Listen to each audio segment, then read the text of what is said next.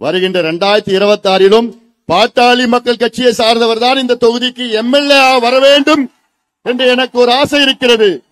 முடியுமா? முடியுமா? அவ்வளவுதான், முடிஞ்சு போச்சு. என் தம்பிகளும் தங்கைகளும் நீ முடிவு செஞ்சிட்டீங்க, அவ்வளவுதான், முடிஞ்சு போச்சு. நிச்சயமாக நடக்கும், நிச்சயமாக நடக்கும். காரணம் இது ஈரோடு மாவட்டம். ஈரோடு மாவட்டம் என்றால் மற்றொரு ஞாபகம் எனக்கு. இந்த மாவட்டத்தில் தான் நம்முடைய சமூக நீதி காவலர் பெரியார், தந்தை பெரியார் அவர்கள் பிறந்த வாழ்ந்த மண் இந்த மண்.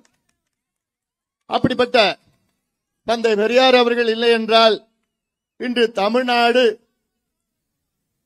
பீகார், உத்தரப்பிரதேசம், மத்திய பிரதேசம் போன்ற பின்தங்கிய மாநிலமாக இருந்திருக்கும்.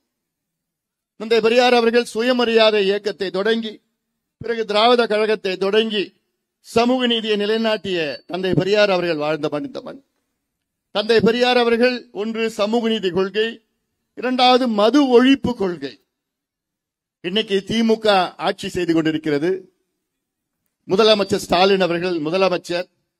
இன்று ஸ்டாலின் அவர்கள் சொல்வது, நான் தந்தை பெரியாருடைய பேரன், கொள்ளு பேரன், அண்ணாவுடைய பேரன், கலைஞருடைய பையன்.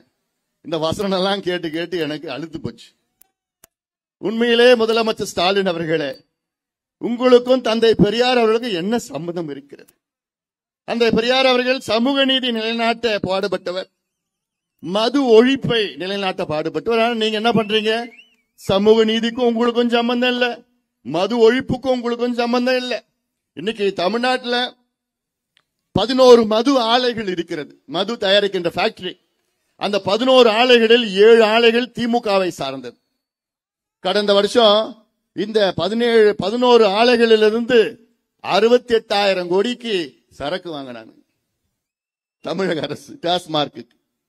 அந்த 68,000 கோடியில 48,000 கோடிக்கு திமுக சார்ந்த அந்த மது ஆலைகளிலிருந்து சரக்கு வாங்கியிருக்கிறாங்க டாஸ்மார்க்.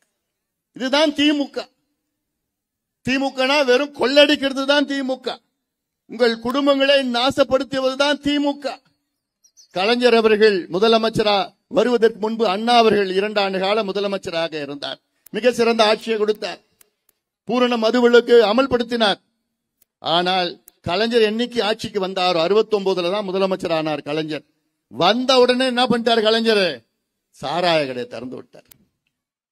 எவ்வளவு பெரிய ஒரு துரோகம் தமிழக மக்களுக்கு. அதற்கு முன்பு பல ஆண்டுகளெல்லாம் சாராய கடை கிடையாது. இவர் என்னைக்கு முதலமைச்சரா வந்தாரோ அன்னைக்கு சாராய கடை திறந்தது கலைஞர் அவர்கள்.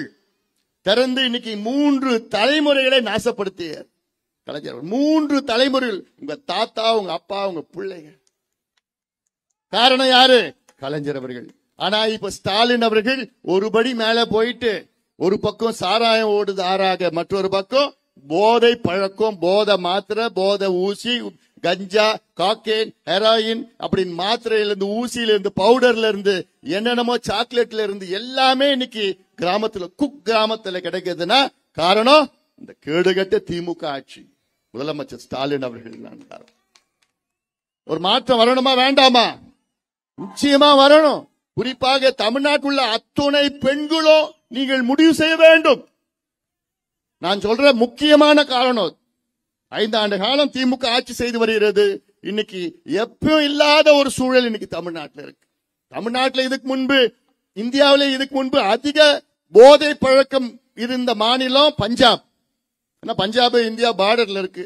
அங்க பாகிஸ்தான், ஆப்கானிஸ்தான்ல இருந்து பஞ்சாபுக்கு வந்தது போதை மாத்திரை, போதை ஊசி எல்லாம். ஆனா இன்னைக்கு தமிழ்நாடு பஞ்சாபே மிஞ்சி இருக்கிறது போதை பழக்கத்திற்கு. காரணம் ஸ்டாலின் தான் காரணம், அதுக்கு முதலமைச்சர் தான் காரணம், திமுக தான் காரணம். அதனால்தான் நான் சொல்றேமா, தப்பி தவறி திமுக மீண்டும் ஆட்சிக்கு வந்தால், வராது, அப்படி வந்தால் உங்க பிள்ளைகளை, பேர பிள்ளைகளை நீங்க ஞாபகம் வச்சுக்க. ஏன்னா சாராயம் குடிச்சிட்டு இல்ல மது குடிச்சிட்டு டாஸ்மாக் சரக்கு குடிச்சிட்டு வந்தா வீட்டுக்கு வந்தா ஞாபகம் அடிக்கும், உங்களுக்கு தெரிஞ்சிடும் ஏதோ குடிச்சிட்டு வந்திருக்கிறான். ஆனா போதை ஊசி, போதை மாத்திரை, போதை பவுடர் பயன்படுத்தினானா உங்களுக்கு தெரியறதுக்கு 1 வருஷம் ஆயிடும். 1 வருஷத்துக்கு பிறகு அவனை மீட்டெடுக்க முடியாது. இது நான் ஒரு மருத்துவனா நான் சொல்றேன். நான் டாக்டர் MBBS படிச்சிருக்கேன், மருத்துவனா நான் சொல்றேன். என் தம்பிங்களாம் நல்லா இருக்கணும், 100 வருஷம் சந்தோஷமா இருக்கணும், உங்க குடும்பத்துக்கும் நாட்டுக்கும் உழைக்கணும். தமிழ்நாடு முன்னேறணும், அந்த நோக்கத்தில் தான் நான் சொல்றேன். இந்த என்னுடைய 100 நாள் நடைபயணமே என்ன கான்செப்ட்ல இருக்கு? உரிமை மீட்க, தலைமுறை காக்க. நம்ம உரிமைகள்லாம் மீட்டெடுத்து வருகின்ற தலைமுறைகளை நம்ம காக்கணும், காப்பாற்றணும். வருகின்ற தலைமுறைலாம் யாரு? என் தம்பிகளும் என் தங்கைகளும் தான் வருகின்ற தலைமுறைகள். அவங்கள காப்பாற்றணும். அந்த எண்ணத்துல தான் நான் இந்த நடைபயணத்தை மேற்கொண்டிருக்கேன். இது விளம்பரத்துக்காகவும் கிடையாது. நான் இங்க ஓட்டு கேட்க நான் வரல.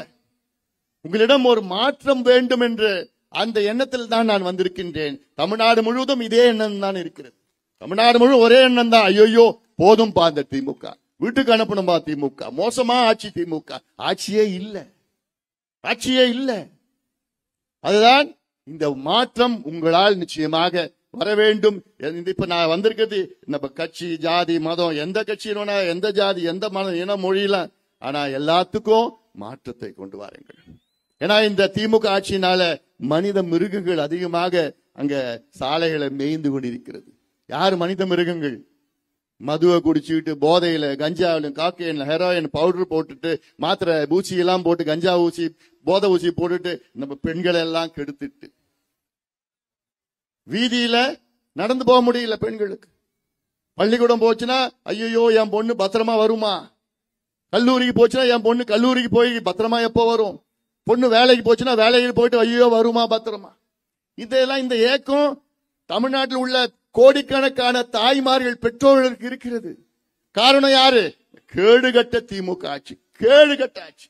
நிர்வாகம் என்னன்னு தெரியாத ஒரு ஆட்சி. அதனால்தான் இதெல்லாம் நான் பெண்களுக்கு தான் குறிப்பா நான் சொல்றேன். ஏன்னா பெண்கள் என்ன பண்ணிட்டாங்க இவ்வளவு காலமா?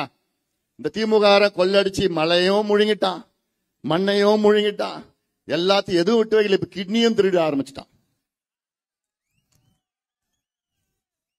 இதெல்லாம் பண்ணி பணம் மூட்டை சம்பாதிச்சுட்டான். பணம் மூட்டை எலெக்ஷன் நேரத்தில் எடுத்து வருவானுங்க. இதுக்கு முன்பு இருட்டில் வந்தானுங்க, ராத்திரில வந்தானுங்க. 1:30 மணிக்கு கரண்ட் ஆஃப் பண்ணுவான். கிராமத்துல வீடு வீடா போய் 500, 1000 கொடுத்துட்டு வருவான். இருட்டுல போய் கொடுப்பான். இப்ப அதெல்லாம் தேவையில்லை அவனுக்கு, பகல்லே கொடுத்துட்டு வரான். அவன் கொடுக்கலனா கூட நம்ம கேட்கறான், கூப்பிட்டு வச்சு கேட்கறாங்க. அவனும் வரான், கொடுக்கறான். 1000 ரூபாய் ஒரு ஓட்டு கொடுக்கறான், 5 ஓட்டு 5000 ரூபாய் கொடுக்கறான். அப்புறம் மனசாட்சி, உங்களுக்கு மனசாட்சி கேட்காது. ஐயோ அவங்கிட்ட வாங்கிட்டோமே, சரி அவன் கேட்டதுக்கு 2 ஓட்டு போடலாம், நம்ம பிடிச்ச கட்சிக்கு 3 ஓட்டு போடலாம். இப்படி எல்லாம் மனசெல்லாம் மாறி, அதனால்தான் கொள்ளைக்காரங்கள், கொலகாரங்கள் எல்லாம் மீண்டும் மீண்டும் ஆட்சிக்கு வந்துட்டு இருக்கு. என்கிட்ட ஒரு 6 மாசம் தமிழ்நாட்டை விட்டு பாருங்களேன். என்னால தமிழ்நாட்டின் தலையெழுத்தான மாற்ற முடியும். 6 மாதம் போதும், 6 மாதம் போதும். 6 மாதத்துல அத்துணை விவசாயிகள் பிரச்சனை என்னால தீர்க்க முடியும். 6 நாள்ல என்னால போதை பழக்கத்தை ஒழிக்க முடியும். தமிழ்நாட்டை விட்டு ஒழிக்க முடியும். 6 மணி நேரத்துல என்னால மதுவை ஒழிக்க முடியும். ஒரே கையெழுத்து, தமிழ்நாட்டில் பூரண மது விலக்கு, டாஸ்மாக் மூடுடா. 6 மணி நேரத்துல செய்ய முடியும். அதனால அந்த ஆதங்கம் தான் என்கிட்ட இருக்கு. அந்த ஆதங்கம் இருக்கிறது. இன்னைக்கு காலையில நான் மஞ்சள் விவசாயிகளை போய் பார்த்துட்டு வந்தேன். ஏன்னா இந்த ஈரோடு மாவட்டம்னா மஞ்சள் உலக புகழ்பெற்ற மஞ்சள். அதாவது உலக அளவில் 90 விழுக்காடு மஞ்சள் இந்தியாவில் தான் விளையுது. உலக அளவில் இந்தியாவில் மஞ்சள் விளைகின்ற மாநிலத்தில் தமிழ்நாடு 3வது இடத்துக்கு வருது. மஞ்சள் சாகுபடி செய்கின்ற, கொள்முதல் செய்கின்ற மாநிலங்கள் இந்தியா 4வது இடம், தமிழ்நாடு 4வது இடம் இந்தியாவில். தமிழ்நாட்டில் 80 விழுக்காடு மஞ்சள் எங்க, எந்த மாவட்டத்தில் விளையுது? ஈரோடு மாவட்டம், நம்ம மாவட்டத்தில், நம்ம மண்ணில். ஏன்னா இந்த மண் அப்படிப்பட்ட மண். 80 விழுக்காடு மஞ்சள். ஆனா விலை கிடையாது. ஒரு வருஷத்துக்கு ஒரு 100 கிலோ, ஒரு குவிண்டால் மஞ்சள்னா ஒரு வருஷம் 8000, 9000, 7000, சில வருஷம் 12000, 13000 கிடைக்குது. அந்த கிழங்கு மஞ்சளும் இந்த விரலி மஞ்சளும் இருக்குது. அதுல பல வகைகள் இருக்குது. அதுல இப்படி இந்த மஞ்சள் விவசாயிகள் இன்னைக்கு கண்ணீர் விட்டு அழுது கொண்டிருக்கின்றார்கள். அவங்க கோரிக்கை இப்ப என்னன்னா, புவிசார் அங்கீகாரம் கிடைச்சிருக்குது. ஈரோடு மஞ்சளுக்கு புவிசார் குறியீடு அங்கீகாரம். இது எவ்வளவு பெருமை நமக்கு, எவ்வளவு பெரிய பெருமை இது. ஏன்னா இங்க ஈரோடு மஞ்சள் தான் 90% குர்குமின் இருக்கு, 90% இருக்கு. இந்த குர்குமின் என்பது உடம்புக்கு நல்லது, உடலுக்கு நல்லது, மருத்துவ குணம் உள்ளது. மஞ்சள்னா பார்த்து உங்களுக்கு தெரியும், அந்த காலத்துல இருந்து நம்ம முன்னோர்கள் நம்ம சாப்பாட்டுலயும் சரி, நம்ம மருத்துவத்திலயும் சரி, நம்ம உடம்புக்கு வெளியிலயும் பயன்படுத்தலாம், உள்ளுக்குள்ளும் பயன்படுத்தலாம். நம்ம குடலுக்கு பிரச்சனை இருந்தாலும் சரி, கல்லீரல் பிரச்சனை இருந்தாலும் சரி, எந்த மருத்துவ பிரச்சனை இருந்தாலும், ஏன் காசு நோயிலிருந்து கேன்சரை குணப்படுத்துகின்ற தன்மை உள்ளது ஈரோட்டு மஞ்சள். உங்கள் மஞ்சள், நம்மளுடைய மஞ்சள். உலக சுகாதார நிறுவனம் இதுக்கு அங்கீகாரம் கொடுத்து மஞ்சளுக்கு எவ்வளவு குணசக்தி இருக்கிறது, மருத்துவ சக்தி இருக்கிறது என்று சொல்லி இருக்கிறது. அதெல்லாம் எனக்கு பெருமையா இருக்குது. ஆனா முதலமைச்சர் ஸ்டாலினுக்கு பெருமையா இருக்கா? அதை பத்தி என்னன்னு கூட தெரியாதவரு. உங்களுடைய உழைப்பு, விவசாயிகளுடைய உழைப்பு, இது தமிழ்நாட்டு உலக அளவில் பெருமைக்குரிய விஷயம். என்ன? புவிசார் குறியீடு அங்கீகாரம் கிடைத்தது. எந்த மஞ்சள்? ஈரோட்டு மஞ்சள். ஈரோட்டு மஞ்சள்.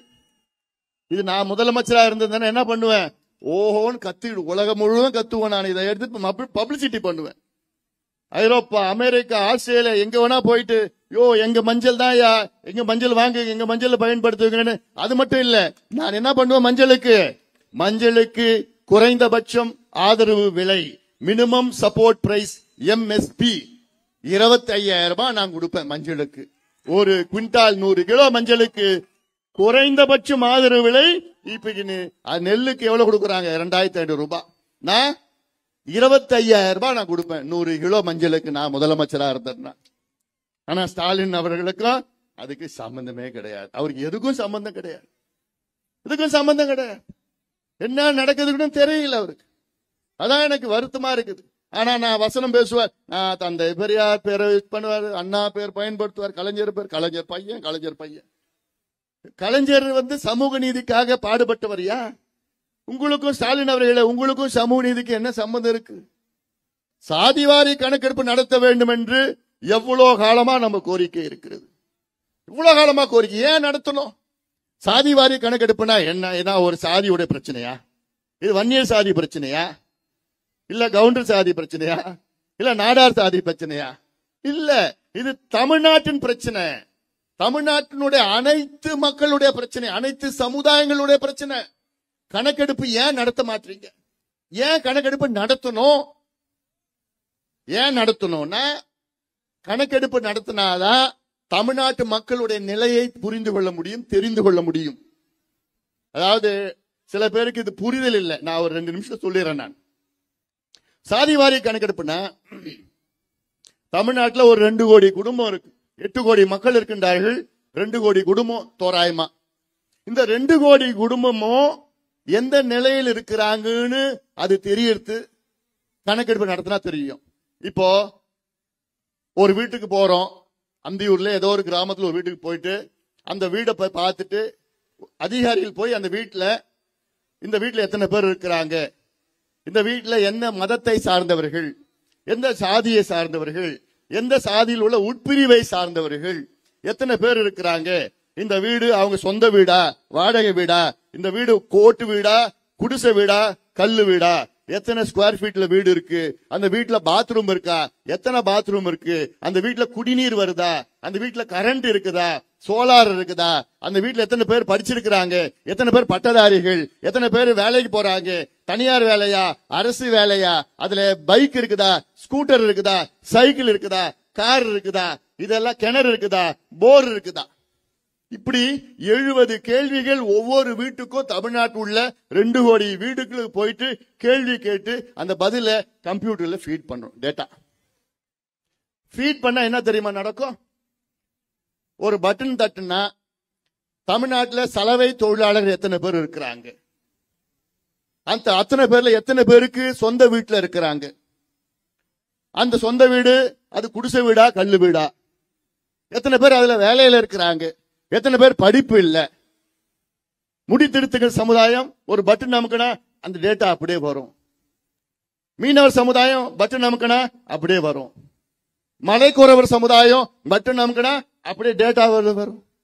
வன்னியர் சமுதாயம் பட்டன் நமக்குனா அப்படியே வரும். இது மாதிரி பட்டியலின சமுதாயத்தில் அருந்ததியர்கள் அந்த பட்டன் நமக்குனா அப்படியே வரும்.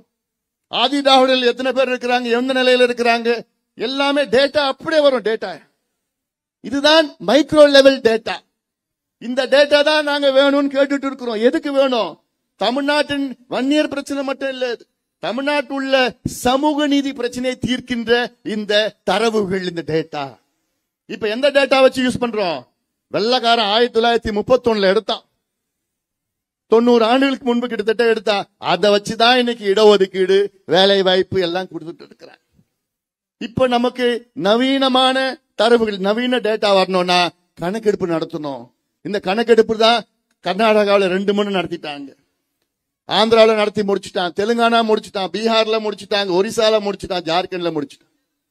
இந்தியாவில் 7 மாநிலங்கள்ல கணக்கெடுப்பு நடத்தி முடிச்சுட்டாங்க.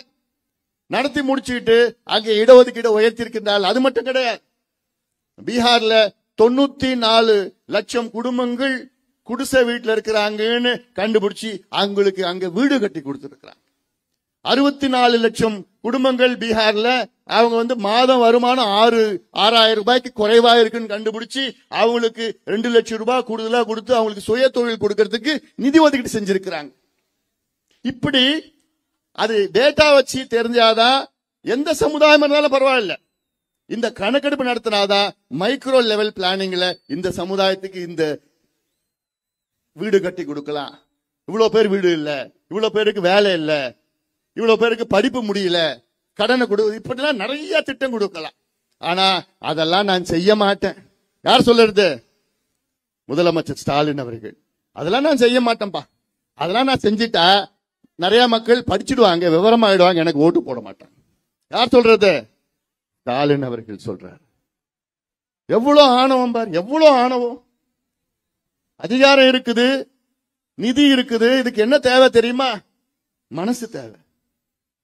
எல்லாமே இருக்கு, சட்டம் இருக்கு. இந்தியன் ஸ்டாட்டிஸ்டிக்கல் ஆக்ட் 2008 படி பஞ்சாயத்து தலைவர் கூட கணக்கெடுப்பு நடத்தலாம். இந்தியாவில் பஞ்சாயத்து தலைவர் கூட கணக்கெடுப்பு நடத்தலாம். ஆனா முதலமைச்சர் என்ன சொல்றாரு? எனக்கு அதிகாரம் இல்லைன்னு பொய்ய சொல்லிட்டு இருக்கிறார். எவ்வளவு பெரிய ஒரு துரோகம் இது, தமிழ்நாட்டுக்கு எவ்வளவு பெரிய துரோகம். நேற்று கூட நான் பேசினேன். சரி, ஸ்டாலின் இல்லைன்னு சொல்றாரு, அவர் கூட உள்ள கூட்டணி கட்சி என்ன பண்ணிட்டு இருக்கிறாங்க? என்ன பண்றாங்க? வைகோ அவர்கள் என்ன பஞ்சிருக்கணும் இன்னைக்கு? ஸ்டாலின் அவர்களை சந்திச்சு ஏன் கணக்கெடுப்பு நடத்த மாட்டீங்க? சமூக நீதி பத்தி நீங்க பேசுறீங்க, ஏன் கூட இருக்கிற திருமாவளவன் கேட்க வேண்டியது தானே? ஏன்னா இந்த கணக்கெடுப்பில் அதிகமா பயன்பெறுபவர்கள் யார் தெரியுமா? பட்டியலினத்தை சார்ந்தவர்கள், பட்டியலின சமுதாயத்தை சார்ந்தவர்கள். இன்னைக்கு 18% பதிலா கணக்கெடுப்பு நடத்தா 22% கிடைக்கும். பட்டியலினத்தை சார்ந்த சமுதாயம் பெரிய 3 பெரிய சமுதாயம். அதுல அருந்ததியர்கள், ஆதி திராவிடர்கள், தேவேந்திர வேளாளர்கள். அதுல 78 உட்பிரிவுகள் இருக்கிறது. அந்த 78 உட்பிரிவுகள்ல எத்தனை பேருக்கு கிடைக்குது வேலை, எத்தனை பேருக்கு கிடைக்கலன்னு டேட்டா வச்சு தெரிஞ்சிடும். 18% 6 பங்கிட்டு கிடைக்காதவங்களுக்கு தனியா ஒரு கேட்டகரி உருவாக்கலாம். எம்பிசில இருக்கு, எம்பிசில 115 சமுதாயம் இருக்கு. 115 சமுதாயத்துல யார் எடுத்துக்கிற இடத்த, யாரு கிடைக்கல, யாரு அதிகமா கிடைக்குது, எப்படி தெரிஞ்சுப்ப? கணக்கெடுப்பு நடத்தணும், அப்பதான் தெரிஞ்சுக்க முடியும். பிசில 140 சமுதாயம் இருக்கிறது. 140 சமுதாயத்துல எந்த சமுதாயம் இடம் கிடைக்கல, யாருக்கு அதிகமா இருக்குன்னு எப்படி தெரிஞ்சுப்பீங்க? கணக்கெடுப்பு நடத்தணும். அப்படி ஒரு நாட்டின் முதலமைச்சர் அவர் மக்கள் எந்த நிலையில் இருக்கின்றார் என்று கூட தெரிஞ்சிக்க விரும்பாத ஒரு முதலமைச்சர் தமிழ்நாட்டின் முதலமைச்சர் ஸ்டாலின் அவர்கள். மக்கள் நீங்கள் நிச்சயமாக புறக்கணிக்க வேண்டும். இது சமூக நீதிக்கு துரோகம் செய்கின்ற ஸ்டாலின் அவர்கள், சமூக நீதியின் விரோதி ஸ்டாலின் அவர்கள். எவ்வளவு கோபம் வருது தெரியுமா? எவ்வளவு ஆத்திரம் வருது, எவ்வளவு கோபம். என்னையா நாங்க கேட்டோம்? இந்த பிள்ளைங்களுக்கு படிப்பு வேணும், இந்த பிள்ளைங்களுக்கு வேலை கூடியா? 1306 நாட்கள், 1306 நாட்களுக்கு முன்பு இந்தியாவின் உச்சநீதிமன்றம் ஒரு தீர்ப்பு வழங்குது. என்ன தீர்ப்பு தெரியுமா? தமிழ்நாட்டில் வன்னியர்களுக்கு உள்ஒதுக்கீடு கொடுக்க எந்த தடையும் கிடையாது. தரவுகளை சேகரித்து நியாயப்படுத்தி தமிழ்நாட்டில் வன்னியர்களுக்கு இடஒதுக்கீடு, உள்ஒதுக்கீடு கூடுங்கள் என்று உச்சநீதிமன்றம், சுப்ரீம் கோர்ட் ஆஃப் இந்தியா ஒரு தீர்ப்பு கொடுத்து 1306 நாட்கள் இன்று வரை 1306 நாட்களும் தூங்கிக் கொண்டிருக்கின்ற ஸ்டாலின் அவர்கள் இது எவ்வளவு பெரிய துரோகம்! இது உச்ச நீதிமன்றத்துக்கு மேல முறையீடு வேற எதுவும் கிடையாது.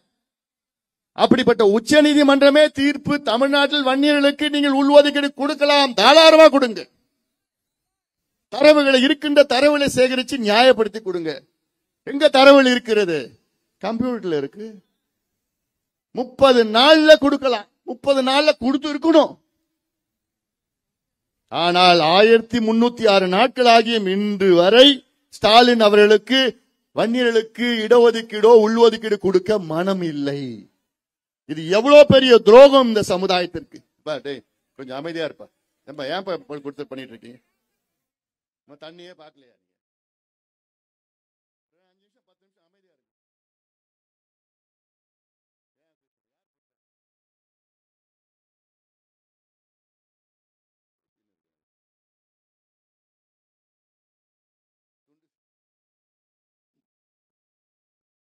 இப்போ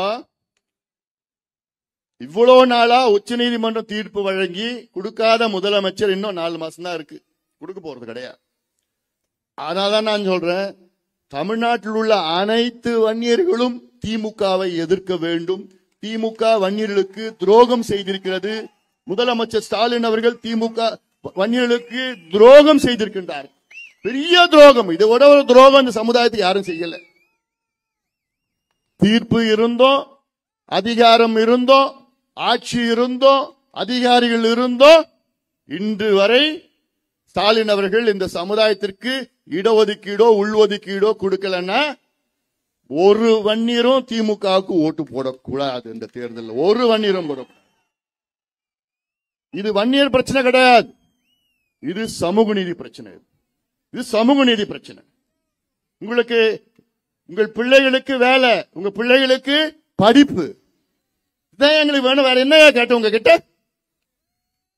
இதுக்கு எத்தனை பேர் உயிர் நீத்தார்கள், எத்தனை பேர் உயிர் நீத்தார்கள் இதற்கு. அதனால்தான் நான் சொல்றேன், இதெல்லாம் சமூக நீதி பிரச்சனை. திமுக நிச்சயமா இந்த தேர்தலில் தோற்கடிக்க வேண்டும்.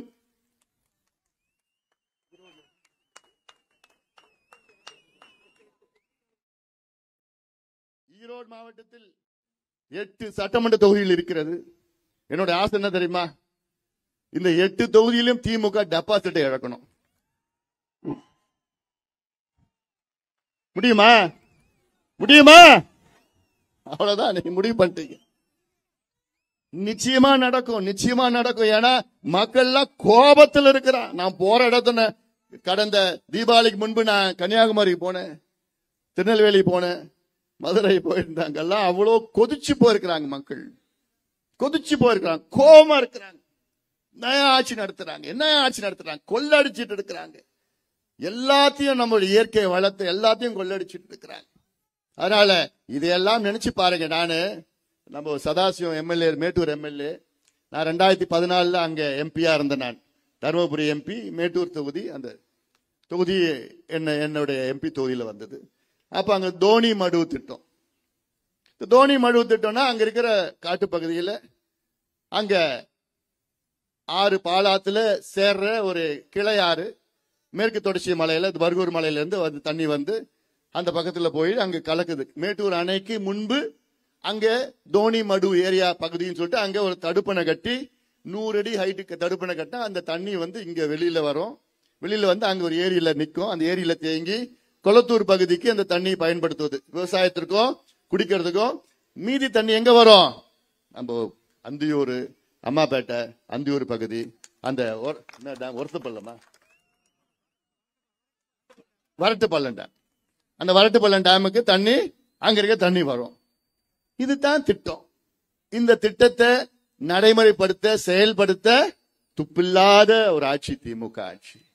ஆனா தேர்தல் அறிக்கையில ஸ்டாலின் அவர்கள் தேர்தல் அறிக்கையில நாங்கள் ஆட்சிக்கு வந்தவுடன் தோனி மடு திட்டத்தை நாங்கள் நிறைவேற்றுவோம். கிழிச்ச 4.5 ஆண்டு காலமா தூங்கிட்டு இருக்கீங்க. நீங்க எப்ப நீங்க நிறைவேற்ற போறீங்க? இதுக்கப்புறம் நிறைவேற்றுவாங்களா? இல்ல, பண்ண போறது கிடையாது. அத்திக்கடவு அவிநாசி திட்டம், அந்த திட்டமும் இன்னைக்கு முழுமை அடையல. எவ்வளவு இது போன்ற கிட்டத்தட்ட 20 திட்டங்கள் நிலுவையில் இருக்கிறது. திமுக ஆட்சிக்கு வந்து இந்த நீர்ப்பாசன திட்டத்திற்கு ஒரு பைசா கூட, புதிய திட்டத்திற்கு ஒரு பைசா கூட ஒதுக்கீடு செய்யல. இதெல்லாம் நீங்கள் சிந்திக்க வேண்டும். நிச்சயமாக நீங்கள் ஒரு மாற்றத்தை தயவு செய்து கொண்டு வாருங்கள். கல்வி, தமிழ்நாடு கல்வித்துறை இந்தியாவிலே சிறந்ததான்.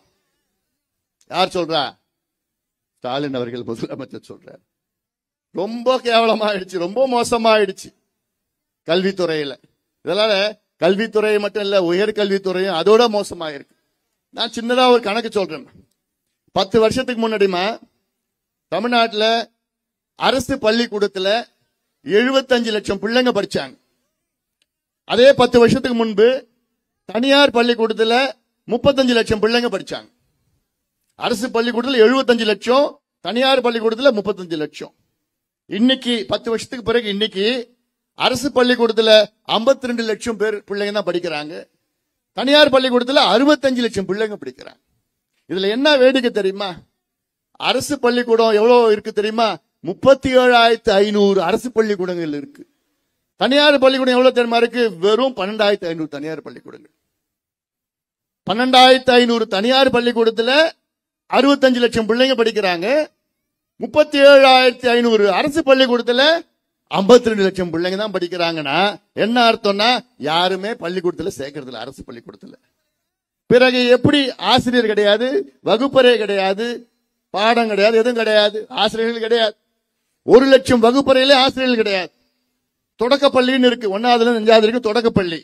4000 தொடக்கப்பள்ளியில ஒரே ஒரு ஆசிரியர் தான் இருக்கிறார். அந்த ஒரு ஆசிரியர் தான் 1ஆவது, 2ஆவது, 3ஆவது, 4ஆவது, 5ஆவது 5 கிளாஸுக்கு ஒரு வாத்தியார். அப்புறம் எப்படி பள்ளிக்கூடம் உருப்படும்? பிள்ளைங்க எப்படி படிப்பாங்க? ஆனா தமிழ்நாடு, இந்தியாவிலே தமிழ்நாடு கல்வியில சிறந்ததான். விளம்பர அரசு. கல்லூரி இதோட மோசம். கல்லூரி பாத்தீங்கன்னா இன்னைக்கு 25% கலை அறிவியல் கல்லூரியில ஆள் இல்ல, சேர்க்கறதுக்கு போட்டி இல்ல, சேர மாட்டுறாங்க. ஏன்னா அங்க இணை பேராசிரியர் கிடையாது. 180 கலை மற்றும் அறிவியல் கல்லூரி இருக்கு, 180 இருக்கு. அதுல 100 கல்லூரியில பிரின்சிபல் கிடையாது. இதுதான், இந்த லட்சணத்துல தான் தமிழ்நாடு நிர்வாகம் இருக்கிறது. எது எடுத்தாலும் தோல்வி அடைந்திருக்கிறது தமிழக அரசு, திமுக அரசு. அதனால நேற்று கூட அங்க இந்த நாமக்கல் மாவட்டத்தில் கிட்னி திருட்டு நடந்தது. இந்த கிட்னி திருட்டு எப்படி நடந்தது, எங்க நடந்தது? நாமக்கல் மட்டும் இல்ல, ஈரோடு மாவட்டம், நாமக்கல், கரூர் இந்த பகுதியிலிருந்து சின்ன சின்ன கிராமத்துல ஏழைகள்ல அவங்கள ஆசை வார்த்தை காமிச்சு ஏதோ சும்மா கொஞ்சம் காசு கொடுக்குறோம், நீங்க ஒரு கிட்னி கொடுங்கன்னு சொல்லி ஒரு பெரிய திருட்டு நடந்தது. இந்த கிட்னி திருட்டு எங்க நடந்ததுன்னா, திமுக கட்சியை சார்ந்த ஒரு மருத்துவக் கல்லூரி ஓனர், திமுக கட்சி சார்ந்தவர். இந்த கிட்னி அவங்களுக்கு 2 லட்சம் 3 லட்சம் கொடுத்து இந்த கிட்னியை 40-50 லட்சத்துக்கு வித்துட்டு இருக்கான். இது கண்டுபிடிச்சு இந்த செய்தி வெளியே வந்தவுடன் தமிழக அமைச்சர் ஒருத்தர் பேசுறார், இது கிட்னி திருட்டு கிடையாதான், இது கிட்னி முறைகேடாம். எப்படியா பேசுறாங்க. திமுக வார்த்தைகளை எப்படி வேணா பயன்படுத்துவான். கிட்னி திருட்டு நடக்குது, ஆனா இது கிட்னி திருட்டு இல்லையா, இது கிட்னி முறைகேடு. இதற்கு சென்னை உயர்நீதிமன்றம் இதற்கு ஒரு மிகப்பெரிய உயர்நிலை விசாரணை நடத்தணும்னு தீர்ப்பு கொடுத்தாங்க. ஆனா இதுக்கு தமிழக அரசு எங்க போனாங்க தெரியல, உச்ச நீதிமன்றத்துக்கு மேல்முறையீடு. நீ உண்மையான அரசா இருந்தா, நியாயமான அரசா இருந்ததுன்னா என்ன பண்ணிருப்ப, நீ விசாரணை நடத்தி யாரு குற்றம் செஞ்சிருக்காங்க அவங்கள ஜெயில தூக்கி போட்டிருப்ப. ஆனா அதை விட்டுட்டு உயர்நீதிமன்ற தீர்ப்பை எதிர்த்து உச்ச நீதிமன்றத்துக்கு மேல்முறையீடு எதுக்கு? எங்கேயோ ஒரு மருத்துவக் கல்லூரி, அதுவும் திமுக சார்ந்த மருத்துவக் கல்லூரிக்காரன் கிட்னி திருடி இருக்கிறான், அவனை காப்பாத்துறதுக்காக நீ உச்ச நீதிமன்றம் போயிருக்கிற. எவ்வளவு மோசம், எவ்வளவு மோசடி இதெல்லாம். அதெல்லாம் நிச்சயமாக அதை சிந்திக்க வேண்டும். அதனால நீங்க எல்லாரும் சேரணும். எந்த கட்சி, ஜாதி, மதம் எல்லாம் எந்த பிரச்சனை எல்லாம் பார்க்காதீங்க. உங்க பிள்ளைகளை பாதுகாக்கணும், உங்க பேர பிள்ளைகளை பாதுகாக்கணும், நல்ல கல்வி கொடுக்கணும், நல்ல சுகாதாரம் கிடைக்கணும், நீர் மேலாண்மை, விவசாயிகள் மகிழ்ச்சியா இருக்கணும்னா தமிழ்நாட்டில் ஒரு மாற்றம் நிச்சயமாக உங்கள் மூலமாக வர வேண்டும். குறிப்பாக இளைஞர்கள் மூலமாக வர வேண்டும். இளைஞர்கள் நிச்சயமாக நீங்க நினைச்சீங்கன்னா ஒரு மாற்றத்தை கொண்டு வரலாம். எவ்வளவு உதாரணங்கள் இருக்கிறது, எவ்வளவு உதாரணங்கள் இருக்கு. ஒரு போன மாசம் நேபாள் நாட்டில் ஒரு ஆட்சி மாற்றம் நடந்தது. நம்முடைய இந்தியாவுடைய எல்லையில் இருக்கிற நேபாள் நாட்டில் இளைஞர்கள், அதாவது ஜென் ஜின்னு சொல்றது, அப்படிப்பட்ட இளைஞர்கள் ஒரு புரட்சி நடத்தினாங்க. அந்த புரட்சி நடத்திய விதம் தவறான விதம். ஏன்னா வன்முறை நடந்தது, அது தவறு. ஆனால் புரட்சி நடந்து அங்கே ஆட்சி மாற்றம் நடந்தது. போன வருஷம் பங்களாதேஷ் நாட்டில் அங்கே ஒரு ஆட்சி மாற்றம் நடந்தது. யாரால நடந்தது? உங்களை போன்ற இளைஞர்களால் நடந்தது. அங்கேயும் வன்முறை நடந்தது, அது தவறு. ஆனால் அங்கு ஆட்சி மாற்றம் நடந்தது. 2 ஆண்டுகளுக்கு முன்பு இலங்கையிலே ஒரு ஆட்சி மாற்றம் நடந்தது. யாரால? உங்களை போன்ற இளைஞர்களால் நடந்தது. அங்கேயும் வன்முறை நடந்தது, ஆனால் அங்கே ஆட்சி மாற்றம் நடந்தது. அதே போன்று தமிழ்நாட்டில் அமைதியான முறையிலே ஒரு புரட்சி, என் தம்பிகளும் என் தங்கைகளும் சேர்ந்து இந்த புரட்சியை நடத்துங்கள். அமைதி புரட்சி நடத்தி ஆட்சி மாற்றத்தை நீங்கள் எல்லோரும் கொண்டு வர வேண்டும். நிச்சயமாக வரும். அதை வர வைப்போம். நீங்கள் எல்லோரும் உறுதியேற்க வேண்டும், உறுதியேற்க வேண்டும். இது காலத்தின் கட்டாயம். ஏன்னா திமுகவுக்கு தமிழக மக்கள் 3 முறை தொடர்ந்து தேர்தலில் வெற்றியை கொடுத்தார்கள். 3 தேர்தல் நினைச்சு பாருங்க. 2019 மக்களவை நாடாளுமன்ற தேர்தலில் தமிழகம், புதுவை உட்பட 40க்கு 39 தொகுதியிலே வெற்றியை கொடுத்தார்கள் தமிழக மக்கள் திமுகவுக்கு. 2021 சட்டமன்ற தேர்தலில் ஸ்டாலின் அவர்களை தமிழ்நாட்டின் முதலமைச்சராக ஆக்கினார்கள் தமிழக மக்கள். திமுக ஆட்சிக்கு கொண்டு வந்தார்கள். 2024 நாடாளுமன்ற தேர்தலில் தமிழ்நாடு, பாண்டிச்சேரி உட்பட 40க்கு 40 தொகுதியும் திமுகவுக்கு வெற்றியை கொடுத்தார்கள் தமிழக மக்கள். ஆக 3 தேர்தலில் தொடர்ந்து திமுகவுக்கு வெற்றியை கொடுத்த தமிழக மக்கள் இன்னைக்கு என்ன நிலையில் இருக்கிறாங்க? பிச்சை எடுத்துட்டு இருக்காங்க விவசாயிகள். இளைஞர்கள் வேலை இல்லாம 1,30,00,000 இளைஞர்களுக்கு வேலை இல்லாமல் மோசமான இருக்கின்றார். குடிகார நாடாக மாறி இருக்கு, கஞ்சா நாடாக மாறி இருக்கு. பெண்களுக்கு பாதுகாப்பு கிடையாது. 4 வயசு குழந்தையும் விட்டு வைக்க மாட்டான், 80 வயசு பாட்டியும் விட்டு வைக்க மாட்டான். தமிழ்நாட்டில் அவ்வளோ மோசமா நடக்குது. விவசாயிகள் தற்கொலை செய்து கொண்டிருக்கின்றார்கள். இன்னைக்கு டெல்டா மாவட்டத்தில் விவசாயிகள் பாவமா இருக்கு, கதறிட்டு இருக்கிறாங்க, அழுதுட்டு இருக்கிறாங்க. திமுக கேட்டா நாங்கள் சாதனை செய்து விட்டோம். நிறைய சாதனை செஞ்சீங்க. எல்லா தரப்பு மக்களும் இன்னைக்கு அவ்வளோ மோசமா கோபத்தில் இருக்கின்றார்கள். அதனாலதான் நான் சொல்றேன், 4வது தேர்தல் 2026 வருகிறது. சட்டமன்ற தேர்தல் உங்கள் தலையெழுத்தை நிர்ணயிக்கக்கூடிய தேர்தல். உங்களுடைய பிள்ளைகள், உங்கள் பேர பிள்ளைகள், தமிழ்நாட்டுடைய பெண்களின் தலையெழுத்தை நிர்ணயிக்கக்கூடிய தேர்தல் 2026. இந்த தேர்தலில் திமுக தோல்வி அடைய வேண்டும். திமுக ஆட்சியை தூக்கி எறியுங்கள். இவர்கள் ஆண்டது போதும். இன்னைக்கு முடிவெடுங்கள். என்ன முடிவு? வருகின்ற சட்டமன்ற தேர்தலில் யார் வர வேண்டும் என்பதை விட யார் வரக்கூடாது என்ற முடிவை எடுங்கள். யார் வரக்கூடாது? யார் வரக்கூடாது? திமுக வரக்கூடாது. திமுக வரக்கூடாது. அந்த முடிவு இன்னைக்கு எடுங்க. ஏன்னா இது உங்களுடைய எதிர்காலம் மட்டுமல்ல, உங்கள் பிள்ளைகள், உங்களுடைய சந்ததியினர்கள், வருங்கால சந்ததியினர்களுடைய எதிர்காலத்தை நிர்ணயிக்கக்கூடிய சக்தி உங்கள் கையில் இருக்கிறது. குறிப்பாக தமிழ்நாட்டுடைய பெண்கள் கையில், தமிழ்நாட்டுடைய விவசாயிகள் கையில், எல்லாத்துக்கும் மேல் தமிழ்நாட்டுடைய இளைஞர்கள், என் தம்பிகள், என் தங்கைகள் கையில் இருக்கிறது. நல்ல ஒரு ஆட்சி, நேர்மையான ஒரு ஆட்சி, நியாயமான ஒரு ஆட்சி, சமூக நீதி நிலை நாட்டுகின்ற ஒரு ஆட்சி, அனைவருக்கும் நல்ல கல்வி, நல்ல தரமான சுகாதாரம், இப்படி ஒரு ஆட்சி நிச்சயமாக நாம் உருவாக்க வேண்டும், கொண்டு வர வேண்டும் 26. அது என்னுடைய கடமையா நான் பார்க்கின்றேன். உங்களுடைய ஆதரவுடன் நிச்சயமாக அப்படிப்பட்ட ஒரு ஆட்சி என்னால கொண்டு வர முடியும். தமிழ்நாட்டில் உறுதியாக கொண்டு வர முடியும். இதற்கு நீங்கள் உங்களுடைய ஆதரவு மட்டுமில்லை, எல்லாமே எல்லாம் ஒட்டுமொத்தமா இந்த பகுதியில் அத்தனை பேரும் ஆதரவு கொடுங்கள். ஆதரவு கொடுத்து ஒரு நிச்சயமாக மிகப்பெரிய ஒரு மாற்றத்தை நீங்கள் எல்லோரும் கொண்டு வர வேண்டும் என்று இந்த நேரத்தில் கேட்டுக்கொள்கின்றேன். இதை ஒரு புத்தகம் நான் போட்டிருக்கேன். போன மாசம் வெளியிட்ட இந்த புத்தகம் பார்த்தா விடியல் எங்கேன்னு ஒரு புத்தகம், ஒரு ஆவணம். இது விடியல் எங்கேன்னு. ஏன்னா அடிக்கடி ஸ்டாலின் சொல்றாருல்ல, என்னன்னு விடியல் ஆட்சி விடியல் ஆட்சின்னு. அந்த கேள்விதான் கேட்டேன், விடியல் எங்கே? இதுல என்னன்னா, இந்த புத்தகத்துல ஒரு படம் இருக்கு, உடைஞ்சு போன ஒரு பிரிட்ஜ். இந்த பிரிட்ஜ் எங்கன்னா திருவண்ணாமலை மாவட்டத்தில் தண்டராம்பட்டு பகுதியில் கட்டினாங்க. தென்பெண்ணை ஆற்றில் கட்டி 3 மாசத்துல உடைஞ்சிடுச்சு. 16 கோடியில கட்டினாங்க. இது யார் தெரியுமா இந்த பிரிட்ஜை கட்டினாங்க? எத்திராஜுலு வஜ்ரவேலு என்கின்ற ஏவாவேலு அவர் தான் கட்டினார். அது படமா தான் போட்டிருக்கு. ஆனா இந்த புத்தகத்தில் இருக்கிறது என்ன தெரியுமா? ஸ்டாலின் அவர்கள் திமுக ஆட்சி வருவதற்கு முன்பு உங்களுக்கு தமிழ்நாடு மக்களுக்கு கொடுத்த 505 வாக்குறுதிகள், 505 சத்தியங்கள். தமிழ்நாடு மக்களுக்கு இந்த தேர்தலுக்கு முன்பு ஒவ்வொரு ஊரா சென்று ஸ்டாலின் அவர்கள் 505 வாக்குறுதிகளை கொடுத்தார். இதுல 505 வாக்குறுதிகளை நான் குறிப்பிட்டு இருக்கிறேன். இதுல என்னென்ன வாக்குறுதி, எத்தனாவது வாக்குறுதி, அதற்கு எத்தனை வாக்குறுதிகளை அவர்கள் நிறைவேற்றியிருக்கின்றார்கள் என்றெல்லாம் இந்த புத்தகத்தில் இருக்கிறது. ஆன்லைன்ல இருக்கு இந்த புத்தகம், படிங்க, அவசியமா படிங்க. 505 வாக்குறுதிகளில் திமுக என்று நிறைவேற்றி இருக்கிறது எவ்வளவு தெரியுமா? வெறும் 66 தான். 505ல வெறும் 66 வாக்குறுதிகள் மட்டும்தான் திமுக நிறைவேற்றி இருக்கிறது. 66 எத்தனை விழுக்காடு தெரியுமா? 13 விழுக்காடு.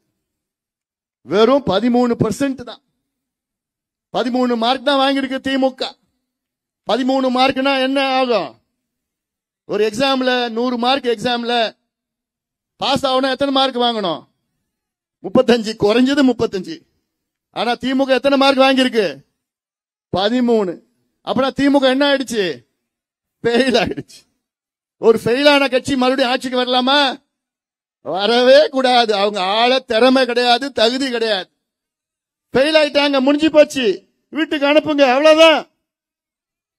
ஏன்னா எல்லாமே இந்த புத்தகத்தில் இருக்கு. ஆனா அவங்க அதை பொய்ய சொல்லி சொல்லி நாங்க 90% நிறைவேற்றிட்டோம். இந்த புத்தகத்தை படியா.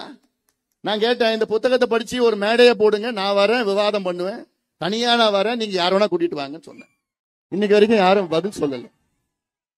இன்னைக்கு வரைக்கும் யாரும் பதில் சொல்லல. பதில் சொல்லுவாங்களா? சொல்ல முடியாது. ஏன்னா புத்தகமா இருக்கு, தரவுகள் சேகரிச்சிருக்கு, புள்ளி விவரங்கள் இதில் இருக்கிறது. அதனால இப்படி நாங்கள் ஆட்சிக்கு வந்தவுடன் நீட் தேர்வு ரத்து பண்ணுவோம். பண்ணாங்களா? நாங்கள் ஆட்சிக்கு வந்தவுடன் மாதம் கரண்ட் பில்ல, கரண்ட் கணக்கெடுப்பு நடத்துவோம்.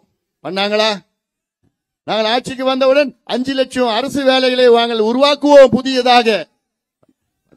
நாங்கள் ஆட்சிக்கு வந்தவுடன் தனியார் நிறுவனங்களில் தமிழக மக்களுக்கு, உள்ளூர் இளைஞர்களுக்கு 75 விழுக்காடு வேலை வாய்ப்பை உருவாக்க சட்டத்தை கொண்டு வருவோம். திமுக சொன்னாங்க, கொண்டு வந்தாங்களா? நாங்கள் ஆட்சிக்கு வந்தால் 100 நாள் வேலை வாய்ப்பை 150 நாட்களாக உயர்த்துவோம். சொன்னாங்களா? படுவாங்களா? பொய் சொல்றதுக்கு அளவே இல்லையா? அதாவது 100 நாள் வேலை வாய்ப்பு, இதுல 75 லட்சம் பேர் பதிவு செஞ்சிருக்கிறாங்க 100 நாள் வேலை வாய்ப்புல. அதுல மன்னிக்கணும், 85 லட்சம் பேர் பதிவு பண்ணிருக்கிறாங்க. அதுல 75 லட்சம் பேருக்கு பயனாளிகளா இருக்கிறாங்க, வேலை கொடுத்திருந்தாங்க இதுக்கு முன்பு. இந்த வருஷம் மட்டும் 45 லட்சம் பேருக்கு தான் வேலை கொடுத்திருக்கிறாங்க. அது எவ்வளவு நாள் தெரியுமா கொடுத்திருக்காங்க? இன்னைக்கு வரைக்கும் 10 நாள். வெறும் 10 நாள் தான் கொடுத்திருக்கிறாங்க. சரிதானம்மா? அவ்வளவுதான். 45 லட்சம் பேர், 85 லட்சம் பேர் பதிவு பண்ணிருக்கிறாங்க தமிழ்நாட்டில். அதுல 45 லட்சம் பேருக்கு 10 நாள், இன்னைக்கு 10 நாளுக்கு தான் வேலையே கொடுத்திருக்கிறாங்க. ஆனா சொல்றது என்ன சொன்னாங்க? 150 நாளுக்கு நாங்க உயர்த்துவோம். எவ்வளோ பெரிய பொய், எவ்வளோ பெரிய பொய் இது. இதெல்லாம் அடுக்குமா இந்த பொய்யெல்லாம்? இன்னைக்கு சொல்றாரு ஒரு அமைச்சர், சொல்றாரு இப்படி எத்தனையோ நாங்கள் ஒரு குவிண்டால் நெல்லுக்கு 2500 ரூபாய் கொடுப்போம் என்று வாக்குறுதியை நிறைவேற்றிட்டோம். வாயில வருது, எனக்கு சொல்ல முடியல. என்னன்னா 2500 ரூபாய் ஒரு குவிண்டால், ஒரு குவிண்டால் 100 கிலோ நெல்லு. இது 4.5 ஆண்டுகளுக்கு முன்பு அவங்க சொன்னாங்க. இதுல என்னன்னா இந்த 2500 ரூபாயில 2369 ரூபாய் மத்திய அரசு கொடுக்குது. திமுக அரசுடைய பங்களிப்பு இதுல 131 ரூபாய் தான். வெறும் 131 ரூபாய் தான் திமுகவுடைய பங்களிப்பு. இதுல மத்திய அரசு தான் 2369 ரூபாய் ஒரு குவிண்டால் நெல்லுக்கு காசு கொடுக்கறாங்க, மத்திய அரசு கொடுக்கறாங்க. ஆனா இவங்க என்னமோ 2500 ரூபாய் 2500 ரூபாய் கூவி கூவி வித்துட்டு இருக்காங்க. இது எவ்வளவு பெரிய ஒரு ஏமாற்று வேலை. 131 ரூபாய் ஊக்கத்தொகை திமுக அரசு கொடுக்குது, அவ்வளவுதான். ஆனால் ஒரிசாவில் 800 ரூபாய் ஊக்கத்தொகை கொடுக்கறாங்க. ஒரிசாவில் இன்னைக்கு ஒரிசால பாத்தீங்கன்னா 3160 ரூபாய் கொடுக்கறாங்க ஒரு குவிண்டால் நெல்லுக்கு. ஆனா தமிழ்நாட்டில் 131 ரூபாய். அவங்கதான். ஆந்திராவில் 500 ரூபாய் கொடுக்கறாங்க ஊக்கத்தொகை. ஆனா நீ எவ்வளவு கொடுக்கற? 131 ரூபாய் கொடுத்துட்டு நீ வெற்றி வெற்றி வெற்றின்னு கத்திட்டு இருக்கிற. வெக்கம் இல்லையா உங்களுக்கு? அதான் இல்லையே, அதான் தெரிஞ்சு போச்சு. அது பொய்ய வாய திறந்தானா பொய்ய தானே. அது பொய் சொல்லதுல திமுக PhD பண்ணிருக்கிறான். சாதாரண பொய் கிடையாது. ஓய்யோ, அது பொய் சொல்றதுல அவங்க ஒரு டேலண்ட் வச்சிருக்கான்.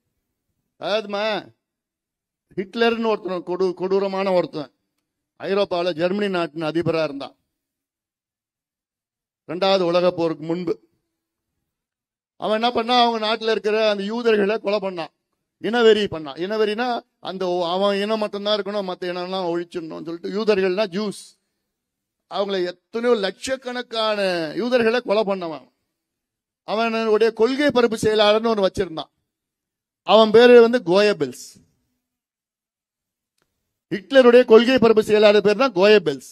அவனுடைய வேலை என்ன தெரியுமா? கோயபெல்ஸோட வேலை பொய்ய சொல்லி சொல்லி சொல்லியே ஒரு நாள் பொய் சொல்லுவான், 2வது நாள் அதே பொய்ய சொல்லுவான்.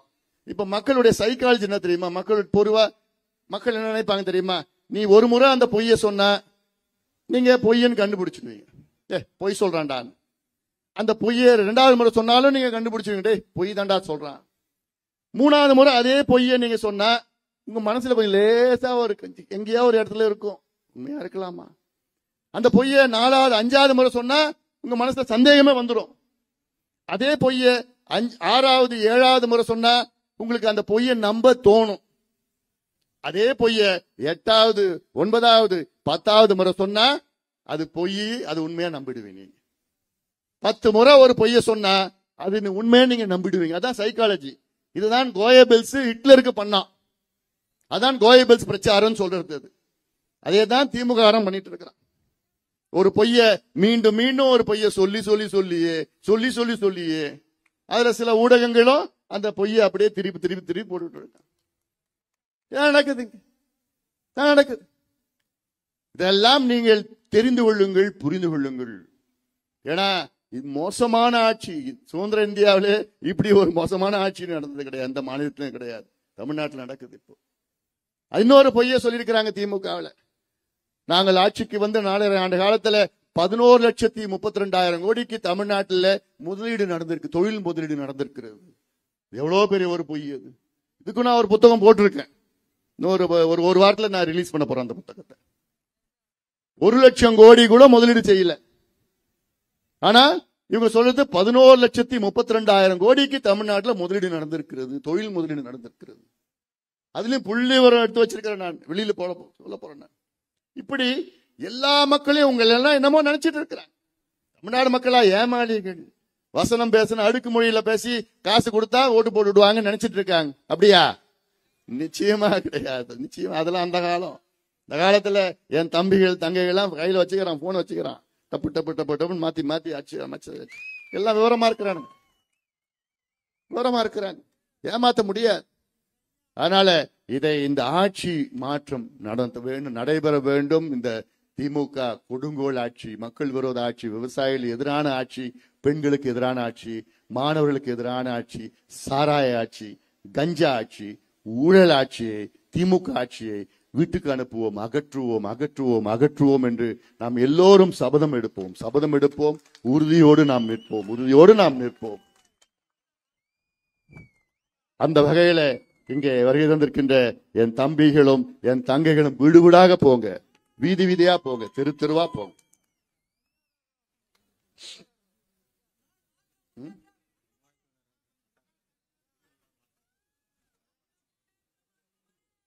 அதெல்லாம் நம்ம சொல்லிக்கலாம். இந்த பட்டா நிலத்தெல்லாம் மாத்தி இருக்கிறாங்க, அதெல்லாம் எல்லாம் தெரியும். அது இல்லாம இங்க மலைவாழ் மக்களுக்கு இங்க இந்த சர்டிபிகேட் கிடைக்கல, எஸ்டி சர்டிபிகேட் கிடைக்கல. இந்த பிரச்சனை எல்லாம் நிச்சயமா நம்ம தான் எடுத்து பண்ண போறோம். அதுக்கு திமுகவும் அதுக்கு சம்பந்தமே கிடையாது. அவங்க செய்யவும் போறது கிடையாது. அவங்க போய் கேட்கறதே வேஸ்ட். அதெல்லாம் நிச்சயமா நான் எடுத்துட்டு போறேன், மத்திய அரசுக்கு எடுத்துட்டு போறேன் சொல்றேன். நான் இன்னொரு 5 மாசம் பொறுத்துக்குங்க, நம்ம ஆட்சி தான் வரும். அதுக்கப்புறம்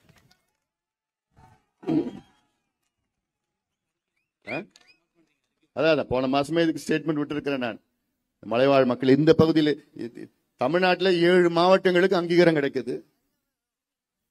அந்த சில பகுதியில் 11 மாவட்டத்தில் அங்கீகாரம் கிடைக்குது. ஆனா ஈரோடுல மட்டும் அங்கீகாரம் கிடையாது. ஈரோடுல மட்டும் ஏன் சர்டிபிகேட் கொடுக்க மாட்டீங்க? என்ன அவங்க என்ன தப்பு பண்ணியிருக்காங்க? உங்களோட நிர்வாக திறமை கிடையாது. நிச்சயமாக அதை உறுதியாக நாங்கள் அது கொண்டு வருவோம். அதற்கு நிச்சயமாக நான் உறுதி கொடுக்கின்றேன்.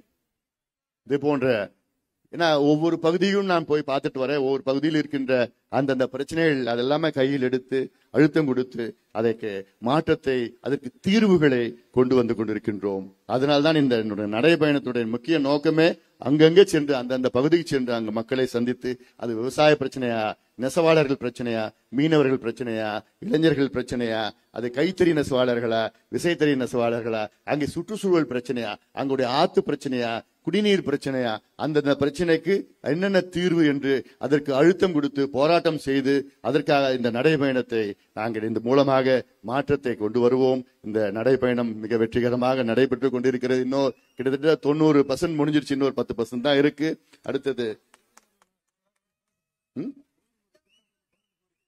அதான் தோணிமடு. நான் போய் இந்த 2 நாள்ல நான் பார்க்க போறேன். தோணிமடு இடத்துக்கு நான் போறேன். அங்க போய் பார்த்துட்டு அதுக்கும் அழுத்தம் கொடுத்தா நான் இங்க இருக்கின்ற அந்தியூர், அம்மாப்பேட்டை ஒன்று எல்லாமே அங்க இருக்கிற உபரி நீர் தண்ணி வரும். நிச்சயமா நடக்கும். அது திட்டத்தை கொண்டு வருவோம். ஏன்னா இந்த தோணிமடு திட்டத்திற்காக இதுவரைக்கும் நான் எம்பியா இருந்த நேரத்துல 200-300 முறை நான் அதை பத்தி பேசியிருக்கிறேன். நாடாளுமன்றத்தில் பேசியிருக்கிறேன், அமைச்சர்களுக்கு கடிதம் போட்டிருக்கிறேன். இங்க அப்ப இருக்கிற எடப்பாடி பழனிசாமி முதலமைச்சரா இருந்தாரு, ஜெயலலிதா அம்மையார் முதலமைச்சரா இருந்தாங்க.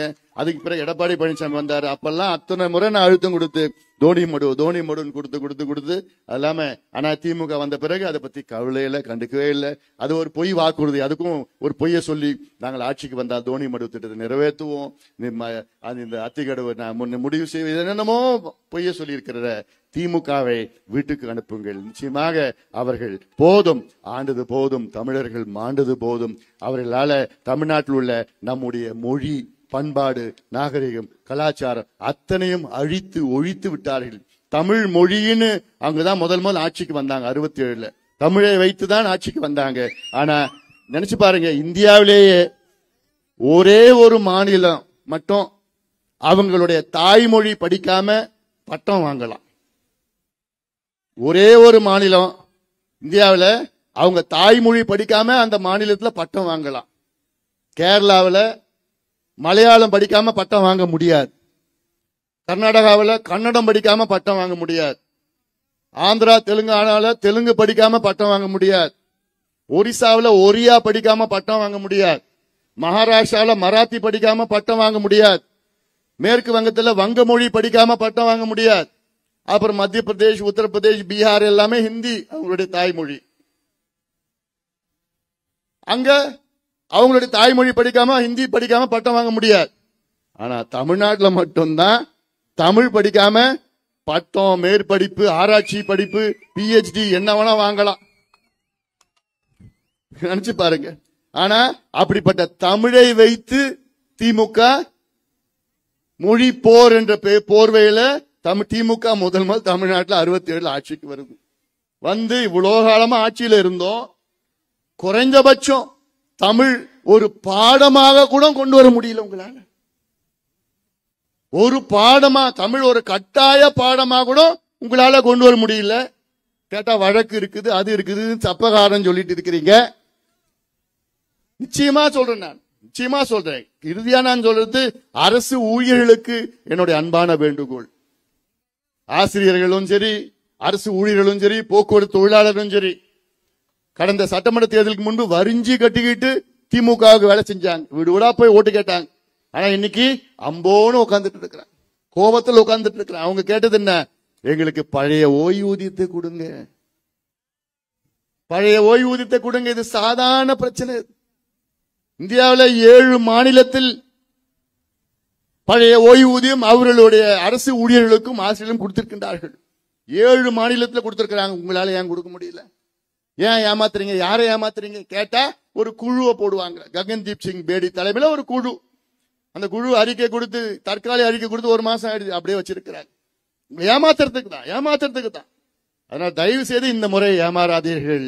திமுகவை வீட்டுக்கு அனுப்புங்கள். போதும், இவர்கள் ஆண்டது போதும், தமிழ்நாட்டை நாசப்படுத்திய போதும், இவர்கள் கொள்ளையடிச்சது போதும்.